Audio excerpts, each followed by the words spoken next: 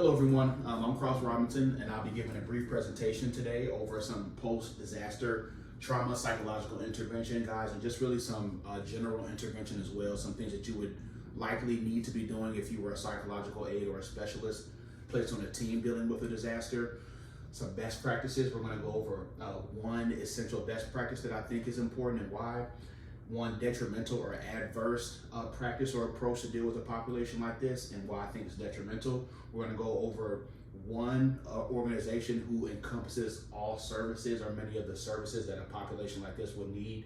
And then finally, we're going to go over one essential way to build network and help and further assistance in an area or community that's been struck by tragedy. So we're going to go over one of each in these categories and really just discuss and paint a picture of what it looks like to be a psychological aide or an aide of any kind on a team such as this, helping a population that's been stricken by tragedy. So to move on right away, we're going to go into our first category here, positive and efficacious interventions.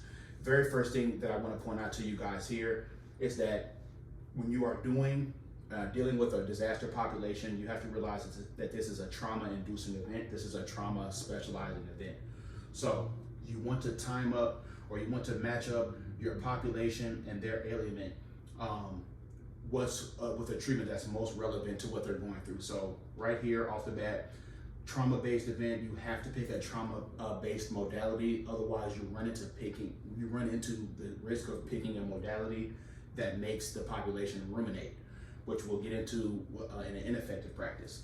But you want to make sure that it's trauma-based so that it focuses on breaking the strength of the emotion off of the memory rather than making them think and ponder on the memory of the tragedy itself, especially if it was just new, if it was fresh, because the emotions will be very strong. So again, trauma-focused cognitive behavioral therapy has been shown to be supreme in efficacy in regards to dealing with populations who have been dealing with or have just gone through a tragedy or a disaster, because again, it focuses on breaking the emotional tie and link of the trauma without actually pondering on the trauma itself, which has really been shown to be great for this type of population. Okay, quickly moving on to an ineffective trauma response. So really quickly tying the good practice to the bad one. So let's just say here for a population that's just gone through a genocide, a disaster that bad, right? That's a really bad tragedy. If you have them pick a modality, let's just say all of them are showing great symptoms of PTSD and anxiety linked to that post-traumatic stress disorder. If you have them pick mindfulness, which is a meditation modality, you're going to make them, especially if it's fresh, you're going to make them really at that point sit and think about their fresh depression, bereavement, and just other sadness that they are feeling from that freshly experienced tragedy.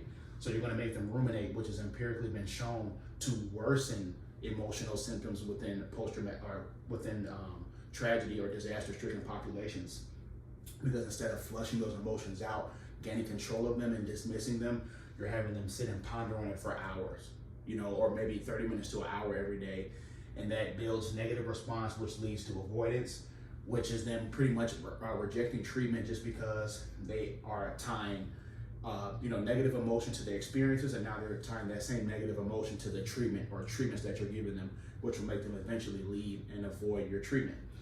This can spread quickly as a trend throughout a population, making it very dangerous. So really picking the correct modality and the correct category of modality is essential right away as a psychological aide, a psychiatrist, any type of psychological or mental professional dealing in this type of group or team.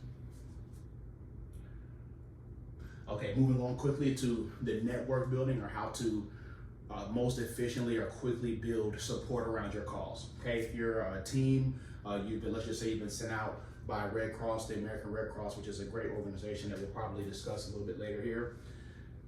You're going to want to get as many volunteers, as much awareness and as much care or concern about that cause or about that tragedy as possible to aid the people as efficiently and quickly as possible. So what has been shown to be efficacious in the past, engaging in community formats, faith-based formats, church walks, church drives, food drives, clothing drives within communities led Empirically, it's been shown to be the most efficacious when it's led by a religious figure, somebody that's respected within a community that's been shown to do work already. What that does is it brings the community together, it brings communion back, maybe neighborhoods that don't interact with each other, they do, word of mouth, flyers get spread out.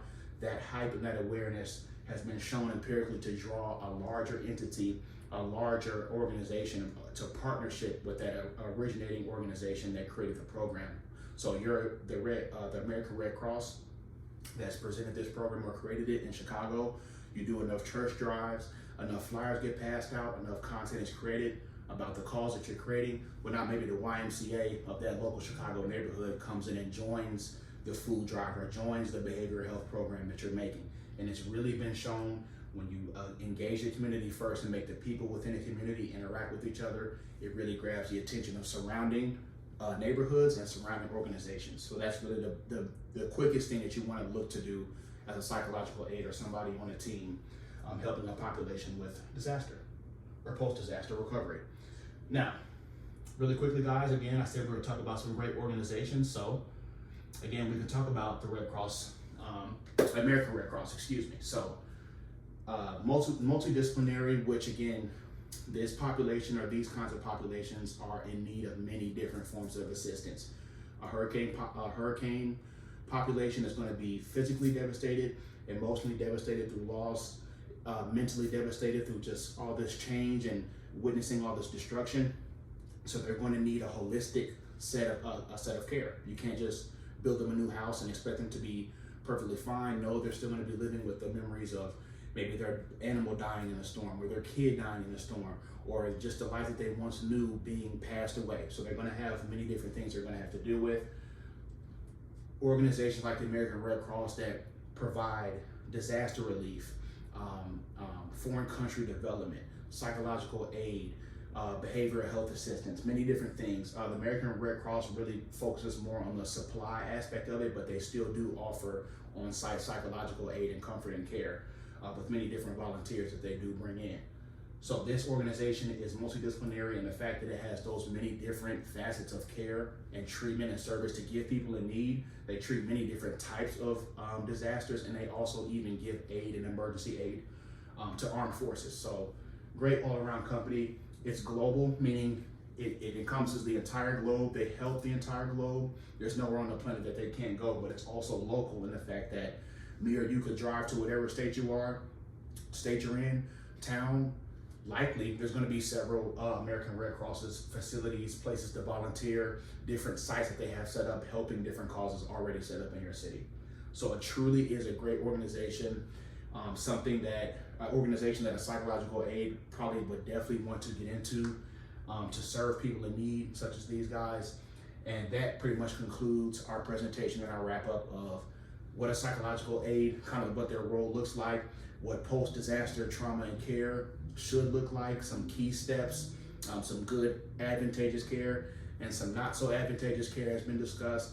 And I hope that you guys feel informed greater at this point about what are some of the mechanisms and some of the steps of action to take if you are working with a population who has going through, or recently has been through a disaster or tragedy. Thank you so much for listening, and I hope you guys have a great